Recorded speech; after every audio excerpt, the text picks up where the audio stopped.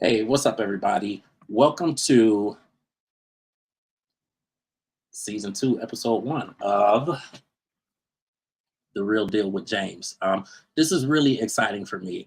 As most of you guys know, I know there's a number of people here who have followed The Real Deal with James since I first started it. So it honestly has been about 3 years. I have not done I spent the first year, obviously doing the first season. And then for the last 2 years, I've had so many other things going on and I've launched a number of other platforms and been working with a number of people. So I just had not done another season. So again, if you were here before, you probably noticed some things have changed. I did do a little bit of video, but I was primarily audio.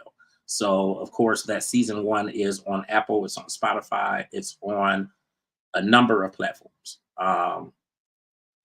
That you're able to check that out on. But we are doing a great deal more with YouTube now. So we are obviously going to be on video. We will continue to be on the streaming platforms as well. And I'm just happy to be here. I have a guest with me tonight who, I mean, simply put, I think this guy is really amazing. I use this platform really to bring awareness to the people out there who I feel are just really doing big things for our community, doing big things for our culture. And this guy is like all of that plus more. I mean, just to let you guys know, right off the bat who it is. Jefe Seats is his name. Many know him by Chef Jeff. And there's a number of things that he is doing out here in the community. He's somebody who is following his true passion, which always stands out to me. That always strikes me when somebody is doing what God meant for them to do. And I feel that he really is doing that. But then he's doing so many other things to help in the community. So I thought it would be amazing to bring him on this platform. There's a number of things that we're going to talk about. I'm going to do my best to keep this to an hour because everybody knows that I don't do the best with time once I really get in, like once I really get going with somebody and I'm really enjoying the topic and who the person is on the show. Sometimes I do go over, as you probably see with transcendent culture. So we are going to stick to this hour, stick to the time frame, but there will definitely be a lot more with Jeff on really the entire platform. So you guys know that I have more than The Real Deal with James. We have a number of podcasts. I do a radio broadcast. We have a magazine and a few other platforms that are on the horizon that are coming. So definitely a lot for you guys to look out for. Again, we are on YouTube. That is UG Digital Media and Publishings. This will also be on ugdigital.com. Again, it's going to be on Spotify, the audio version of it anyway. So all of that being said, I want to go ahead and bring in our guest for tonight. Please help me welcome Mr. Jefe Seats to the show. What's up, man? It's crazy. Oh, I'm sorry. Go ahead. I was just gonna say, how you feeling? I'm feeling amazing, man. And I will say I say that about 90% of the time. Like I'm really amazing. Like the day has been outstanding. Yeah, I know that you and we briefly talked right before we went live, and just like you said, you've been running all day. I literally have been too. So I literally got home at 7:15. And I mean, luckily I had a lot of this stuff kind of pre-set up already, so it wasn't really a big deal, but I still was running though. I've been out since 5 this morning. oh So yeah, I get it. I'm pretty busy too. I just got home like at 7:30, and I'm like, yeah, I got this done. I had play rehearsal and all this other stuff. Just yeah, life be lifing. absolutely. And it's funny you say that because I was just having that conversation with somebody about 2 hours ago. And it was really that subject, like in its entirety, like life be lifing. Be lifing, man. It's like you're trying to help everybody else through their struggles, but who the hell is helping you? Like you need somebody to help you a little bit sometimes. Man, don't even start. Don't So even. listen, man. As I was saying before we actually went live, like I think you are truly amazing. Thank Like, you. obviously, again, I will say that it always strikes me when somebody is following their passion. And I mean, people say it all the time, like they're doing what they love and they're following their passion. But Yeah, with you, it's like you live it and you breathe it, and people see it. yeah. Like they see it in the quality of your work, Thank and the excitement that you have behind your work. Like I see you promoting on social media, and it's like like this dude is really like he's really with it. Like this is his thing. Like this is his bag right here. Yeah. So I appreciate you for that. And it's crazy because the event that I signed up for back in October, November, somewhere around in there, it didn't dawn on me until maybe a couple days before that it was in Illyria. So, Oh yeah. so when I looked at it, I'm like, Illyria. I'm like, why is it all the way out there? But then I'm like, well, shit. I mean, he evidently live in Illyria. I'm an Elyria, Lorain native, so Yeah, I'm for Lorain County all the time. Yeah. got you. And it's crazy because through my childhood and I mean most of my adult life, I've had family down at Lorain. So Really? we used to go down there all the time, and Yeah. I mean, of course, I Uber, so I mean, I'm down there a lot anyway. Yeah. But yeah, so definitely with your passion, with your passion of food, and I mean, obviously that touches everybody's soul somewhere. Body so Yeah. absolutely. Yeah. I mean, but then also what you do for the community, especially like with our kids and the different events. Oh, I see Cat Queen is on here. She co-hosts Transcendent the Culture with me. What's up, Cat? Absolutely. She said passion is important. Yeah. And it's like when we do Transcendent the Culture, she runs the comments. So I'm sitting here looking for the comments to pop up on the screen, and I'm like, I need to do that. Oh, Cat, okay, get on it. but what you do for our kids, like I'm a parent. Yeah. So I mean my son, thank God, like he's turning 18 this year. Like he's graduating high school. He's accepted to college already, so he's getting ready to go to school. But I have spent the greater part of 18 years like trying to keep him involved, trying to find something for him to do. Yeah. And ironically, I signed him up for cooking classes when he was probably he may have been about 9 or 10, and I was taking them to cooking classes out in Solon. Okay. And, it was pretty dope. Like I'm by far I am not a cook. I've learned about every damn thing that I've put on. But it was cool though, just to to obviously see where it took his mind. And I mean, he's been involved in so many different things. But again, as a parent, like I've spent so much time trying to find stuff for him to do and put him around people who can be like a strong role model. So like it's beautiful to see what you are doing and how you're involving kids. And so we'll definitely talk a little bit about that as well. And then the mental health piece of it. Like it took me, I'm 46, so it took me probably until I was 41, 42, and going into a divorce, like to really realize like I got some shit wrong with me. Like it's something wrong. Yeah. And I mean, I think obviously the divorce is kind of what stirred up a lot of kind of the mental stuff, or I guess they really made it kind of rear itself and really show itself. But then I just started realizing like I had a lot of anger. And I mean, definitely behind that, but then there just was like a lot of anger, and I got a little suicidal at one point. And that was kind of what pushed me to get help. Because it was like, okay, I can't do that. Like I got a kid. I can't do that. But it's cool. Like I love the way that you open up on your podcast, and like it takes a lot to really open up on. I mean, whether it's mental abuse or sexual abuse, or whether like whatever it is, it takes a lot to open up about that, and then go forward out in the world after that, and not feel like all eyes are on you. Absolutely. People got stuff to. I mean, you know. Yeah, I get it. And to that, real quick, I think it is important. It's a lot to open up, but it's so important. I never really realized how much people needed to hear our voices. As Black men in mental health and everything. And then I'm not just a podcaster, but with being the chef of it, it is like I'm opening up, and then my clients get to hear it, and it's like I've had that moment where I'm like, oh my God, they know, what I've been through. They know this, they know that, but I have not received one negative comment. I have not received any of that, and I went into it thinking like, they gonna stop booking me. They gonna, Yeah. but I'm telling you, when you do things that are for you, like you said, your passion, things that are aligned in your life, how it's supposed to be, it all falls in place. Absolutely. I would also argue, and you may agree, I would also argue that out of every 5 people that probably hear your story, probably at least 3 of them have dealt with the same thing. Absolutely. Because so many people, like, they deal with it and they cover it up and they keep it hidden because they don't know if it's going to be backlash or if they're going to be accepted or rejected or whatever else comes along with it. So and again, like you mentioned as well, as a black man, like, it's good that you open up about this stuff.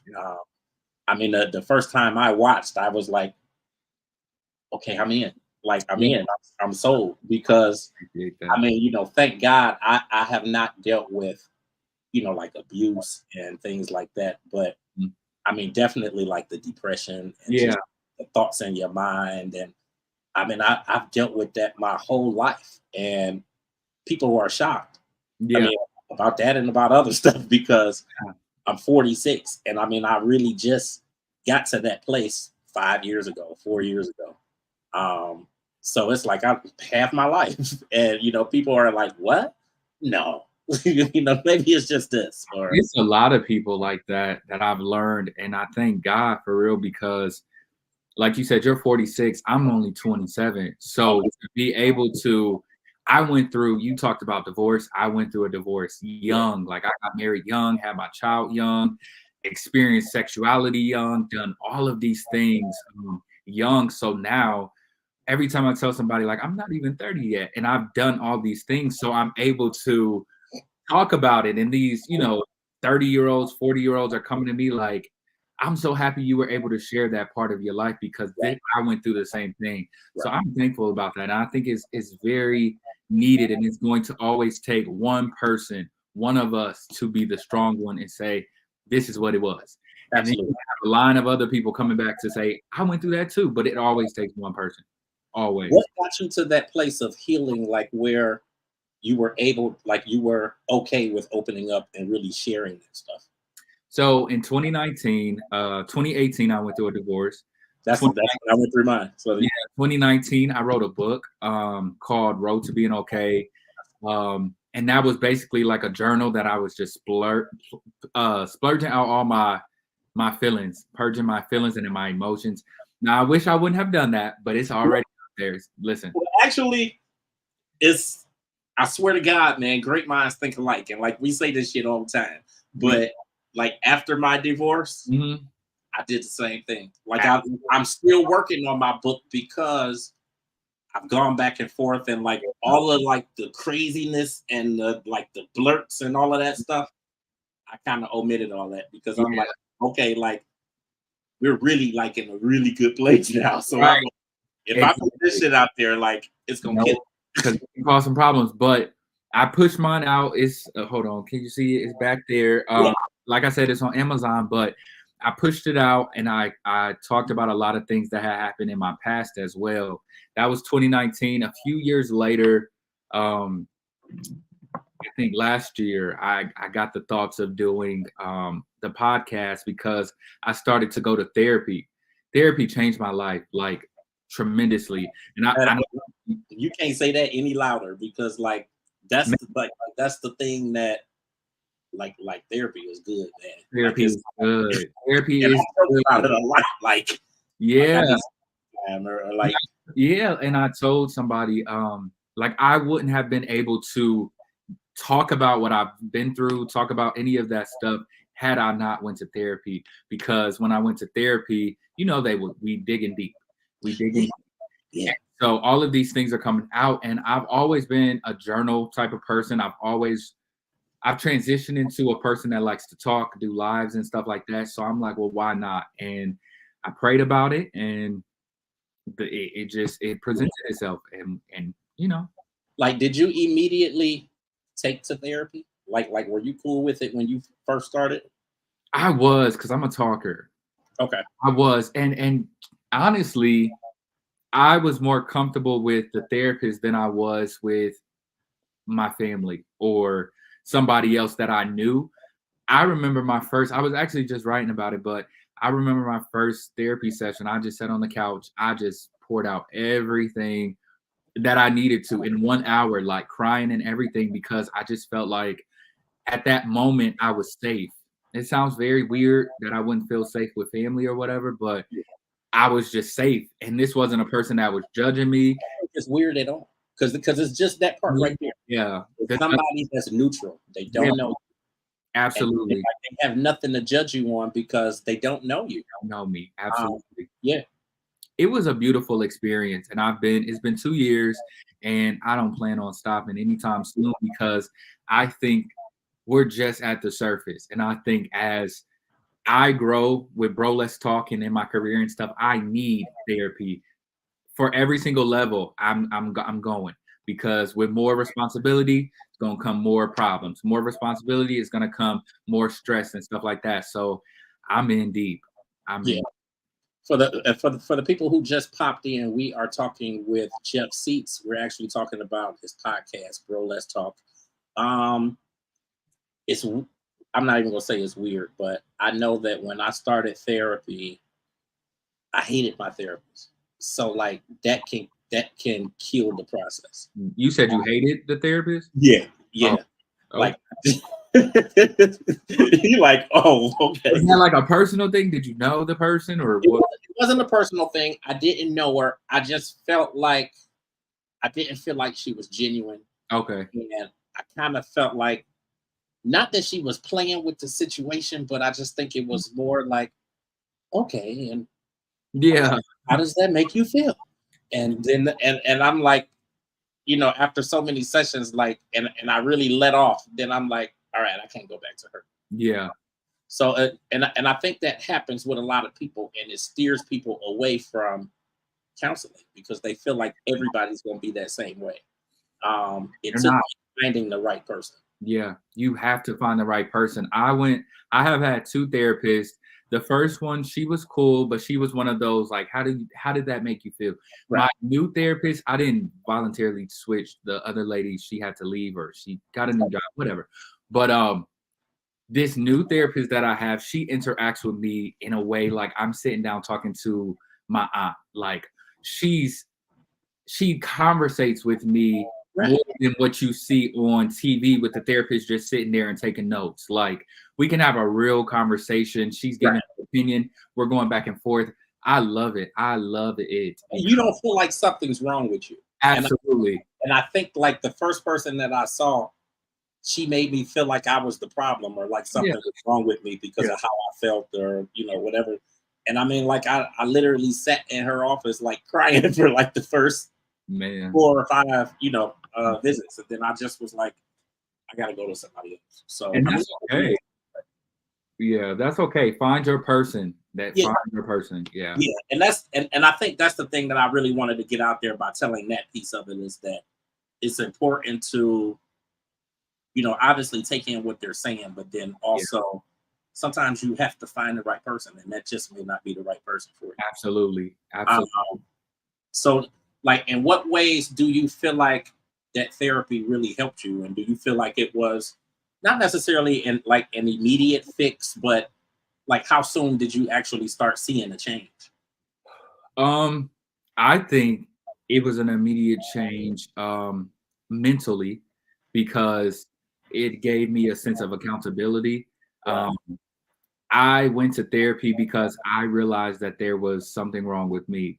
I had been toxic for a long time. I had been in toxic relationships and stuff like that. And I got to the point where I was just like, okay, I can't worry about that person, but I have to figure out what is wrong with me. So I think my first session, the homework that she gave me, the thoughts that she gave, I tried to implement that into every little thing.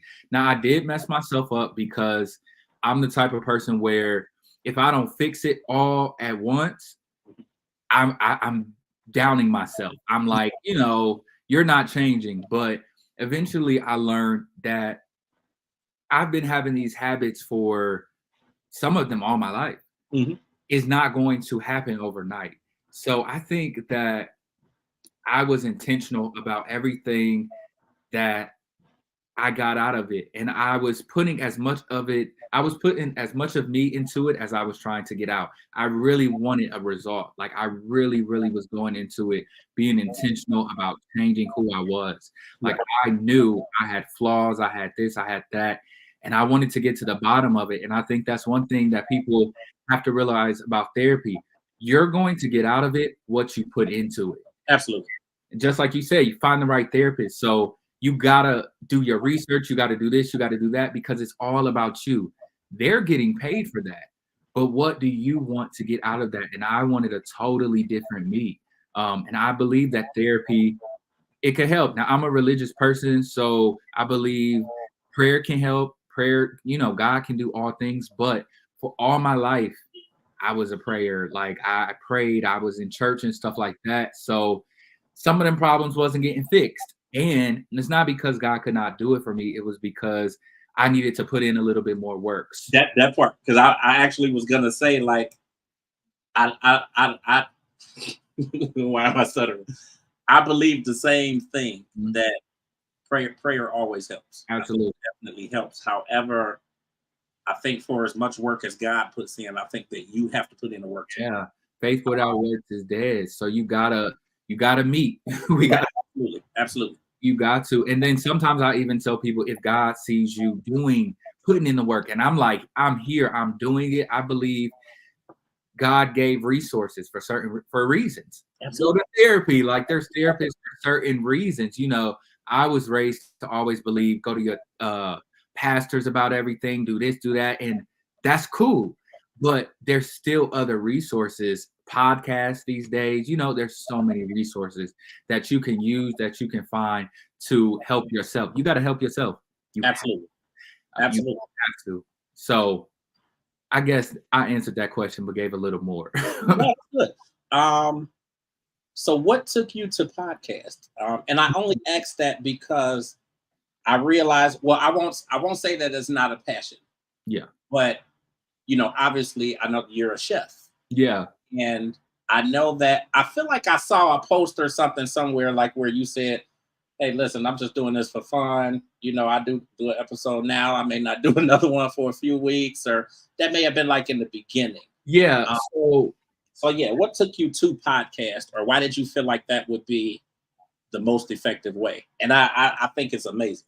Right. No, but I get what you're saying. I did say that. I don't know if I said I do it for fun, but I did say I may do an episode there and that what you said, I said. Yeah.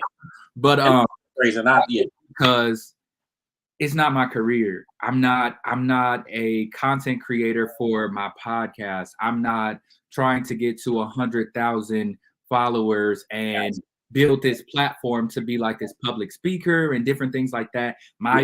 My career is chefing, but I have a voice, I have a story, I have a testimony, and I believe that God set me up in my career to then branch off, because now I'm well known from my career of being a chef. So it was very easy for me to touch certain people with my podcast. It was easier for me to get out my links, my this, my that, people to see it, versus if I was never in that career. So I wouldn't say it's for fun. It's a passion for me because I'm passionate about people. I'm passionate about healing, but I didn't want to be like locked into, if I don't post an episode today, y'all gonna be coming after me. If I'm posting an episode tomorrow or next week, absolutely. Because I want to post when I am feeling led to talk. I don't want to just make up something, because when you do that, then you're not being passionate about it. I'm not a sports reviewer. I'm not a celebrity reviewer. I don't talk about none of that stuff on my podcast. It's strictly about healing stuff, family stuff, sexuality, religion, stuff like that. And for that, you have to be led to do certain things and talk about certain things, because if not, you just talking. Yeah. You're not really gonna reach who you're supposed to if you're just talking and running your mouth. So that's what I meant by that. It's not a it's not my career. Yeah, no, you know what? I love it though, because the reality, man, is like, first of all, you got a voice for this. I think that you do exceptionally well, obviously with articulating your thoughts through the podcast. And I think that is reaching so many people, primarily because, like, you're in a class of your own. There's not a lot of people, there's not a lot of us Yeah. who are talking about mental health and types of issues. And it's needed, man. It's needed. It's very necessary. Um, I'm grateful for it because I can watch and I can actually get something out of it, because I mean, the reality is I'm still healing from a lifetime of not being authentic, not being myself, being scared to be who I am. And it's only been the last 3-4 years that I'm like, look, this is me, this is who I am. I'm doing what I love, period. Absolutely.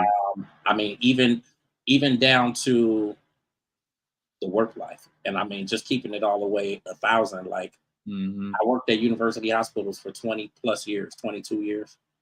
I kind of did I call it the cookie cut thing, but I kind of did what everybody feel like you should do. Like, I finally went to school, graduated with a degree. I'm working at the hospital. I'm in management. I'm making semi good money. And like, I was angry and depressed and just pissed all the time and stressed out, and my blood pressure was high. And I'm like, I don't want to be here. And this is what I really want to do. It took all of that for me to finally just walk away from it. Some people think it's the craziest thing I could have did. Like, I was making 75 grand a year. So people think it's the craziest thing I did, but I have never in my life been somebody that's motivated by money. I don't care how much I need it. Yeah. I have not been motivated like that by money because, and being honest, I don't think I've been, I guess, the quote unquote most religious person. Obviously, I know the presence of God. Yeah. I know God. I go to church. Yeah. Here and there, but okay, listen. But I mean, I'm just saying, like, I haven't been the most religious. However, I know the power of God. Yeah. And I know that God has made this work for 4 years now. 3 years, 4 years. Man. And when I tell you, sometimes I'm like hanging on by a thread, but I'm making it all work. And for whatever reason, like, I'm in the happiest place, like, in my life that I've ever been. Like, I ain't wanting for nothing, I ain't needing for nothing. I got a roof, I got food, got a car, got, like, my kid is good. Like, I don't really have nothing else to really wish for. Yeah. Continuing to follow my passion. So that's like where I am in my life, is everything is passion and purpose and passion. Absolutely. When you tell a person, I have the same story with obviously I wasn't working anywhere that long, but I was working at Cheesecake Factory, and I was begging to be promoted. I mean, I want to move up. I want to do this. I'm on time. I'm helping here. Y'all letting me do this on the line, but y'all not moving me up. Y'all, just begging for a higher spot. I did that for about 4 or 5 years, I believe. And in 2020, once all the pandemic stuff started, we had to leave work. They cut hours, whatever. I was slanging dinners and stuff like that, just getting it out there, building up my business, and that's where I started from, selling dinners. That's where I started from. And I started to cater and stuff like that. By the time it was time to go back to work in June, my schedule was booked, and they put me back on the schedule for a full 7 days, no days off. And when I got to that third day, I was just like, I can't do it no more. In June of 2020, I quit. Wow. Not look back. I have worked solely for myself since then. And and it's scary. I cried that morning when I quit. Listen, I get it. I'm like, look, I don't know what I'm doing, but it's here. And I've always had the entrepreneur type mindset, but it didn't work before. But this time it worked. And there was absolutely no way it was not gonna work. I've thought about going back to different jobs and stuff, but every single time in my mind, I'm like, okay, we need time for it. every single time. I'm like, but wait, how is that going to work? And then I can't do this and I can't. I love the freedom. Yeah. And a lot of people will get that confused with entrepreneurs. We're always free. No, the freedom to say, yes, I'm doing that. Yes, no, I'm not doing that. Or, for me, I'm very involved with my child. That part. Growing up, my father was not present in my life. And so he was in and out. So yeah, that part, but not like I needed him to be. And I'm the dad. We really have very similar stories. Yeah, but I try to give, I don't always try to shade people. I want to give credit when credit is due, but for me, it wasn't what I needed. So now I'm at every school play. I volunteer at the school. I'm doing this, I'm doing that. And I love it because that was another reason why I quit my job, because I found myself not being able to go to school, things with my daughter, and y'all telling me I can't do this. No. So I just prayed. I said, God, you're going to have to carry me through it. And it's been 4 years and I love it. Yes, it's hard. It's hard. It's difficult. Mentally, I believe every entrepreneur should be taking a vacation at least every other month or doing something like that. Now, this is not coming against anybody that works a 9 to 5, but entrepreneurship, I feel like there's never a turn off. Like I have a hard time with work-life balance. So same here. I've been trying to be intentional about turning it off. It's 10 o'clock. I'm not responding to you. I'll catch you in the morning. And so it's been a battle. It's been a struggle. But it's been lovely. It's lovely, man. I love it. Yeah, I've had a lot of the same struggles. And I mean, growing up, my father was there. He was there. He was there, but he was not present. But he was there. So, really the same sense of he was there, but he wasn't really what I needed him to be. Mm-hmm. Here and there, I still struggle with it a little bit. I think that I have done better in my life just with learning to meet people where they are. Sometimes, and sometimes that includes your parents. And you just come to a realization that they're not going to be who you need them to be or who you expect them to be. So if you're going to accept them, you got to accept them for who they are. And another thing that I've come to learn, because I have had problems with my dad, on and off, with my mom on and off, just trying to get on the same page and stuff like that. Now, me and my mom are very close, but we still have some issues here and there, communication and stuff like that. But for me, for a long time, I wanted them to be people that they maybe didn't know how to be, or maybe they didn't get that from their parents. And I was holding on to what you didn't do at 5 years old. And now I do think it's very important for parents to apologize. However, at 27 years old, and my parents are however old they are, they cannot fix that. Absolutely. There's nothing they can do. So if you're going to continue to hold, if I'm going to continue to hold that grudge against them for what they didn't do at 5, that's hurting me. Absolutely. Active, because now they're different people. So it's like, we got to be able to understand what happened, address it. Hey, you weren't there how I needed you to be. Let's deal with that and let's move on. Because if we stay stuck there, we're never going to grow. And you're not allowing other people to grow as well. Absolutely.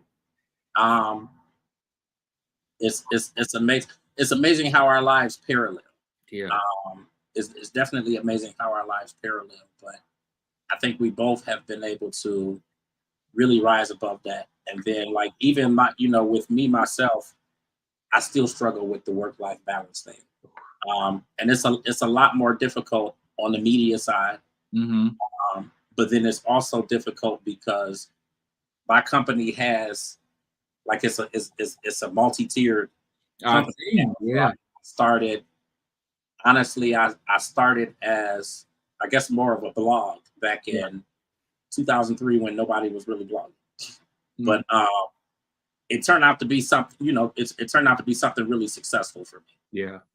That led 10 years later into me creating essentially a magazine. Yeah. First it was print, then fully digital. Okay. And then from there, I expanded to obviously marketing, PR, radio, now podcasting. Now I've launched a podcast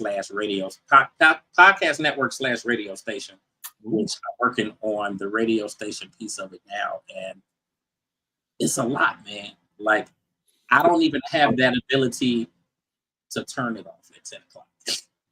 I want to, and I say that I'm going to, but if I hear the notification, I'm gonna check.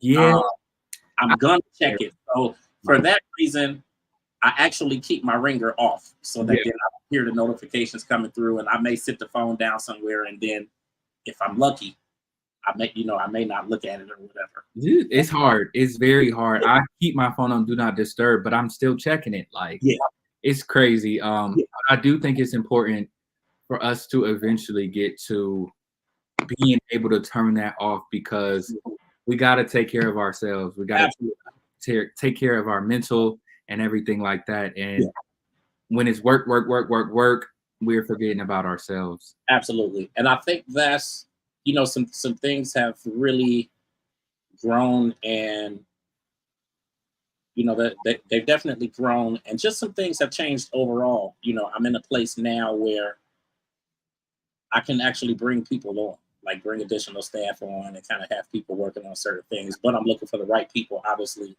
to be able to do certain things. Yeah. And as I'm getting to that place, I'm finding that I have more time to kind of sleep in, kind of chill, kind of relax, take a trip here, or even if it's a kind of a media coverage type of a trip or something like that, it's still some relaxation in that, and going to a hotel and, doing that kind of stuff. So I'm definitely doing a lot better with it, but I absolutely get it. Like, sometimes it's really hard to turn it off. Yeah. I get it. Yeah. Before you went to Cheesecake Factory, were you cooking then, or? Yes, I was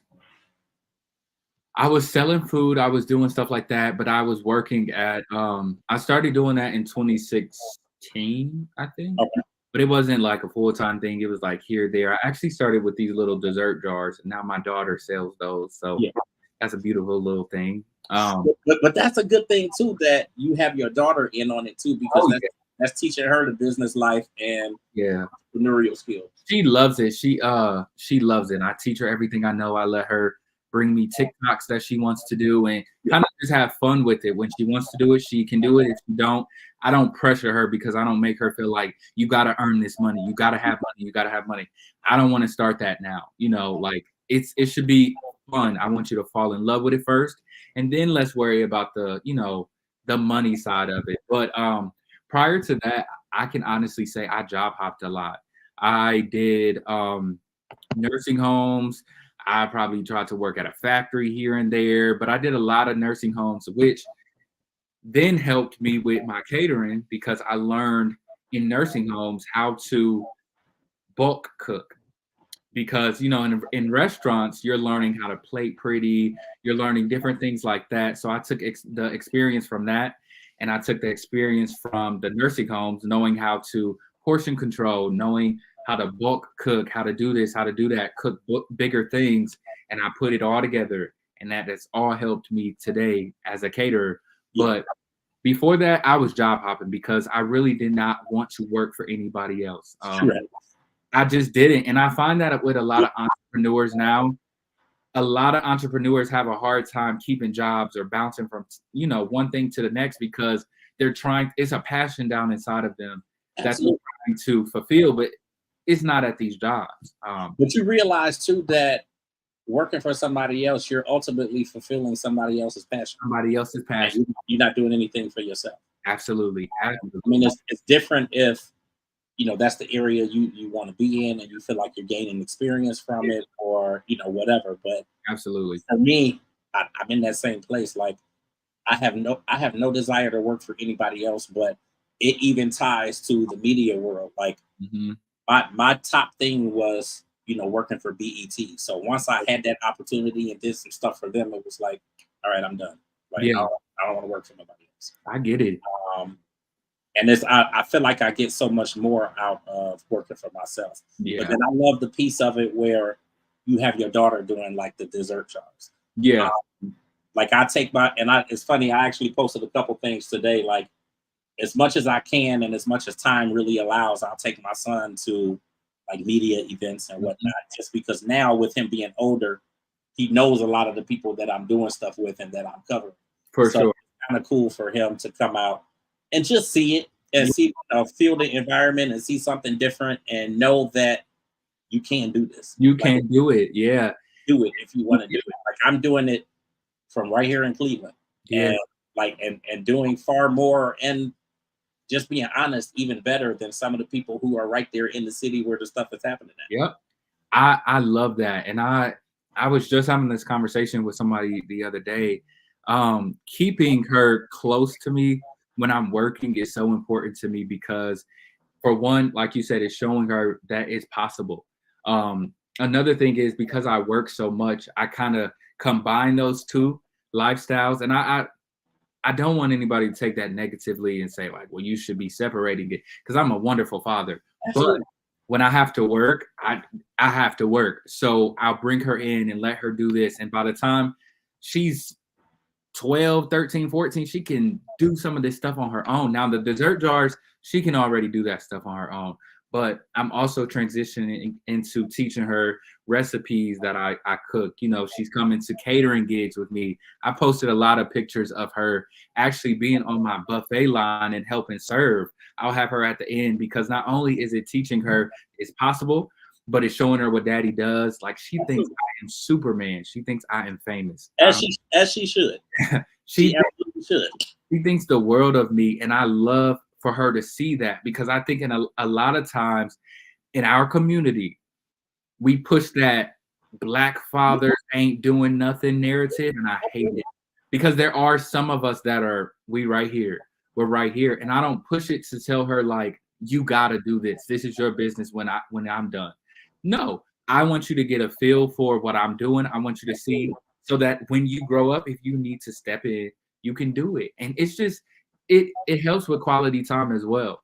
Absolutely. And I mean the reality, understand, and I know you know this, but there's a greater purpose to it.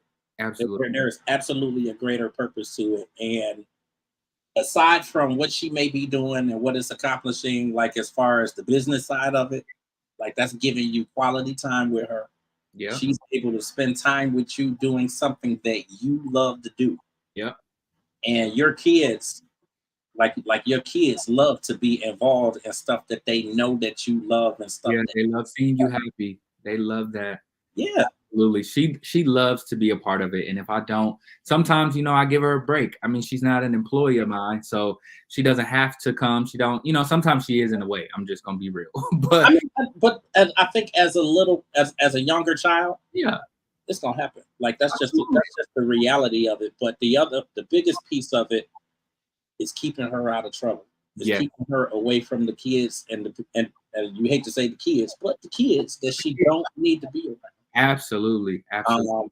I mean, that's how I look at what I do with my son is that it's keeping him out of trouble. So if he's not with me, then he's playing football or baseball or basketball or doing Yeah. karate or swimming. Or, Doing like, I kept something. him in a lot of stuff. Yeah. But once he was really old enough to travel with me and he could see what I'm doing, it's like, come on, let's dress up and let's go to the event.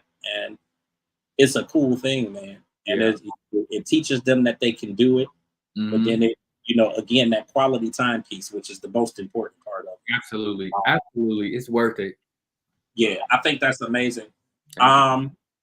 And it really is a good place to really transition into the events that you do for kids. We got about 12, 13 minutes left. Okay.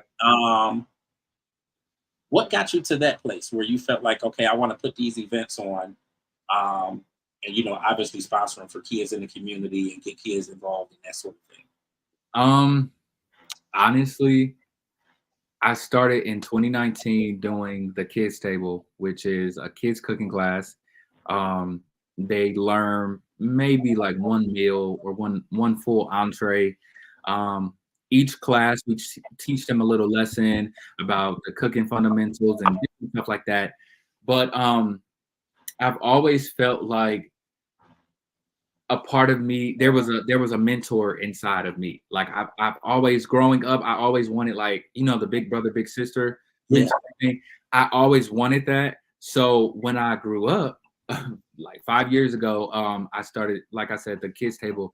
I'm like, well, how can I mix the two? Because my career is cooking, but I have a passion for the youth. So how can I put those together? And I launched my first class. I didn't know what it was going to be. At first, it was a series type of thing or a workshop. I've changed it a couple of times, but it just grew. And like I said, we're on our 5th year. I then started to transition into the tasting experience. At first, that started off, that's what I had last year. It started off as an event. It started off as a mixer, and I think I mislabeled it, but it was supposed to be a mixer to where people came and they learned about me. They learned about who I was, what I offered. I'm a new caterer in town and all of these different things. Well, I'm business minded, so I kind of wanted to draw more people in. So if you're smart with certain things, a good way to draw different people in is to bring other people to be in a part of it, to pull people in. So then I made it into a pop-up shop, and I did that for, I would say, 4 or 5 years. And this last year, it was our biggest one, because I combined it with my mom. My mom is a business owner, well, a brand owner. She has it's called Beautiful Bosses. It's like women inspiration and stuff like that. So it's like Bro Let's Talk, but for women. Okay. So she goes live every. I feel like I've heard of it, but I don't know where though. I don't know, but she goes live on her Facebook throughout the week, does speaking engagements and stuff like that. So she was doing an event. Timing and stuff didn't work out. I was doing the tasting experience, so we just combined it. And that was the first year that we had non-cooking vendors. I'm sorry. It was huge. Like, man, it was huge. So now we're doing that again. I've always been like an event person. I did event planning and stuff like that, but this is a different type. The pop-up shops, the kids table. I've done a lot of different things like that, and I love doing it. I love bringing the community out, even though the community can sometimes be a little stubborn with certain things. It's really hard. That was the biggest thing I had to figure out, was how do I bring people out? We love food, yes, but there's no liquor, there's no alcohol, there's no, we're not turning up, right. But I'm not offering that. I don't drink. I don't do a lot of stuff. So my events don't stand for that. So my biggest thing was, how am I going to bring people out? And last year we did it. It was huge, man. And I'm looking forward to it. Then we have our next cooking class with the kids, March 30th. So I'm just out here doing it, trying to, I think you're doing more than just doing it, man. Yeah, I think you're doing far more than just doing it. Like, I stay humble, because I think that when you start, and for me, if I start realizing like, oh, I'm out here, I'm doing that, I'm doing this. And like you said earlier, you said you are doing more than people that are in the actual city. I sometimes pat myself on the back like that and give myself props, because I am doing a lot. And a lot of people in my city that are I'm in my lane by myself. But that part right there, because it's funny, people will constantly ask me about competition and stuff like that. And I realized that, I'm obviously in the media world, and I'm doing radio and I'm doing podcasting. So it's a very competitive field. However, I feel like I'm me, you are you. You don't do what I do, and I don't do what you do. So I'm in my own lane. I'm not competing with anybody. We could literally, and that's why I did the tasting experience. The tasting experience started off with all Lorain County cooks. I don't care if you cook out your kitchen, if you cook at a restaurant, if you have your own restaurant, whatever your background is, it was for them to all come together, myself included, and be able to introduce our county to what we have to offer food wise. That was showing the people that we don't have to compete with each other. We're so much stronger when we collaborate with each other. And even if we don't want to collaborate, I don't have to shade you. You don't need to shade me. It's a lot of things that I've done first.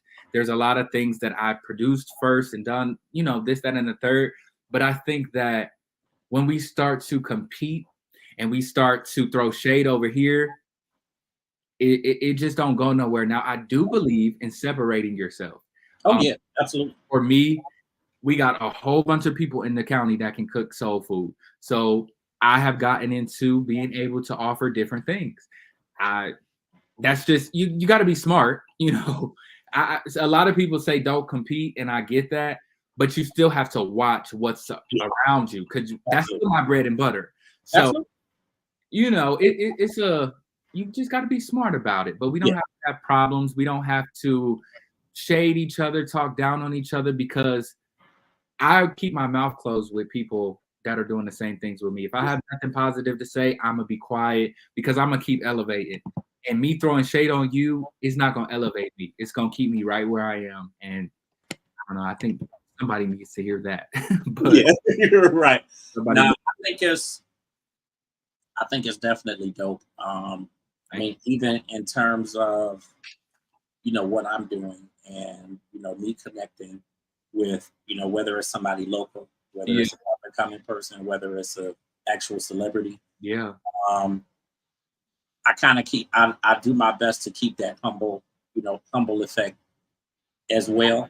Just because, number one, it's difficult getting to a lot of these people. So it's like, once I get to them, like, I'm more about like actually building and nurturing the relationship. Yeah. Actually building a genuine relationship, with the publicist, with the manager, with the artist. Just so that then when I'm doing new pieces or I come up with another idea, I can easily get these people back on my platform, because I didn't slander them, in my content, because I wanted the hits or I wanted the views or I wanted Like, that's the last thing, and it sounds crazy as hell to the average media person, that I don't really give a shit about the likes and I mean, I obviously want people to view. But I kind of don't really give a shit about all of that, because at the end of the day, like, it's just bigger fish to fry. Like, a lot of these people are dealing. It's not just about somebody putting an album out. Like, a lot of these people are dealing with like real life. Like, I use Faith Evans as an example all the time, just because, I mean, hands down, she's been one of my favorite artists probably since she first came out. So that was 95. I can think of like where she got me through like a lot of my depressive moments. Kind of at that point, I was working at Cedar Point. And, Cedar Point, they have the little ferry, because you got to take the ferry. Like, if you're out there on the island, you have to take the ferry to get downtown. So, I mean, I could remember days of kind of just sitting on the ferry all day, like listening to her music, and just like, I'm bored, I'm depressed, I don't like the people here, like, I don't want to be here, but I do want to be here. I just don't know. So, taking it back to that, to actually connecting with her 20 years later, because I had this idea, like, okay, I want to do a full issue on her and actually include her. And then get all of the people who worked on the album, comments and interviews, and I pulled it off. When a number of people were trying to get to her for me, and they couldn't do it, and I'm like, fuck it, I'm gonna just do it myself. And you know how you get that, you get in that place where you're like, I got it. I figured it out myself. I got it. I figured it out, and finally got to her people and made it happen. But even after that, like, I've been able to actually nurture a relationship to the point where I don't really care about the new album. Like, I want to know how you dealing with. I want to know how you dealing with your kid who's special. They respect schools. And like, I got a kid who he's not special needs, but he did have ADHD. So it's like I know about the 504 plans and like all of the different stuff that you got to do to make sure that your kids are getting the resources in the schools, and like how are you handling that piece? You know, being able to relate to people and actually pull something out of them that's relating to the community and to you and what you might be going on with your kid.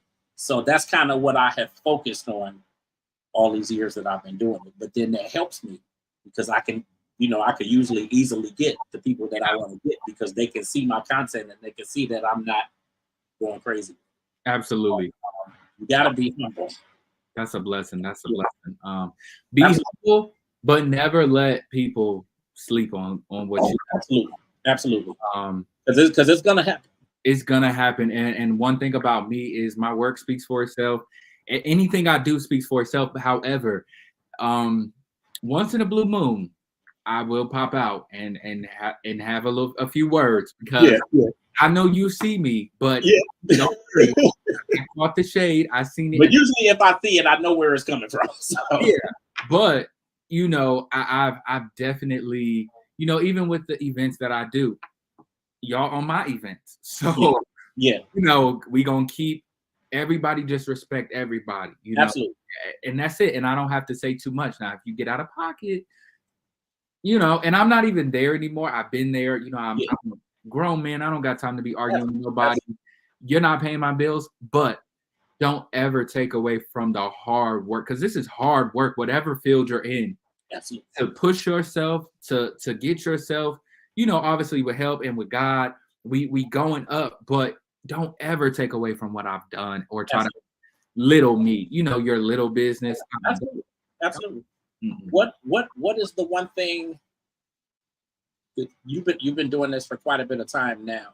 What is the one thing that you still wish that you could have done, or that you really still plan to do? I plan to work for more celebrities. Work with, for my career, the chef side. I want a private chef for more celebrities. I've worked with a few, but I would love to experience more of that. I love my clients now. They pay absolutely. But that's a piece that, and we're going to talk about that, because I actually, at the beginning, when you were talking about the classes and stuff, an idea popped in my head. So we'll talk about that piece. But I think that's a good move. You know, obviously you love your clients that you have right now, as you should, but that's a piece that is really gonna get you out there further. Absolutely. It's gonna strengthen your reach. Yeah. Oh, absolutely. I'm trusting that's going to be a thing. And not just, I don't want to work with them just because of their name, though. Absolutely. It's certain people that I'll work with or I'll work for. Once I meet you or we get in contact, your character is going to say yes or no, because I don't care how much you're paying me, I will say no. And it doesn't matter who you are or how big you are. If it's not right, it's not right, because every person is not for you. So it's not about the money, like you said.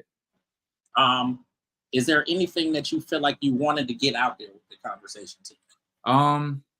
Basically, for people, anybody watching, like we said, mental health is important.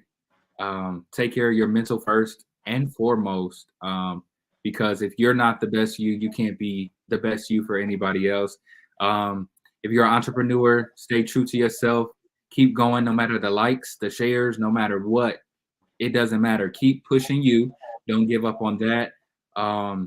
Fathers, stand up and be present and be true to who you are supposed to be and who God is calling you to be and what's inside of you. Don't let other people define who you are. Be yourself. That's it. Did you want to plug your website, social media? Yes. So my website for chefing is jefeseats.net. That's JEFE Seats SEATS.net. And for the podcast, Bro Let's Talk Podcast on Instagram. I want to thank you for coming on, man. I think this was like super, super dope. I appreciate you having me. Stay on for a couple seconds after we actually end the stream. Okay. But yeah, I really appreciate this. I think that we need, I'm not even going to say more of you. We need you. Like, I think that what you do is amazing. And I know I've said it a zillion times already. Thank you, man. But again, this is like what I really like to push. Yeah. With my platform. So that's kind of I guess the brilliance of kind of having your own thing. Yes. You can kind of do what you want. You control the narrative. I definitely want to continue to feature you throughout the platform. So, obviously there will be other things that will pop up. As you know, as I mentioned to you before, when you have more events, let me know. I actually will be at the next one, as opposed to just, donating. And I'll donate too, even if I can't come. But I want to get out. I want to have my son come out so that he can actually check it out too. Yeah. To a lot of that stuff too. Yeah. I really, really appreciate you for your time this evening. Thank you, man. I think it was really dope to come back to the podcast and actually have you as my first guest. So, man, I appreciate it. Everybody who is tuning in, I will have this video actually running at ugdigital.com. Of course, it will live on YouTube. We will have it going across all of our social media platforms, and wherever we can get it and we can fit it, we will have this video, so you guys will constantly be able to check it out. Again, I am your host, James. This has been The Real Deal with James, and we'll be back soon with another episode. Thank you, guys, and everybody have a good night.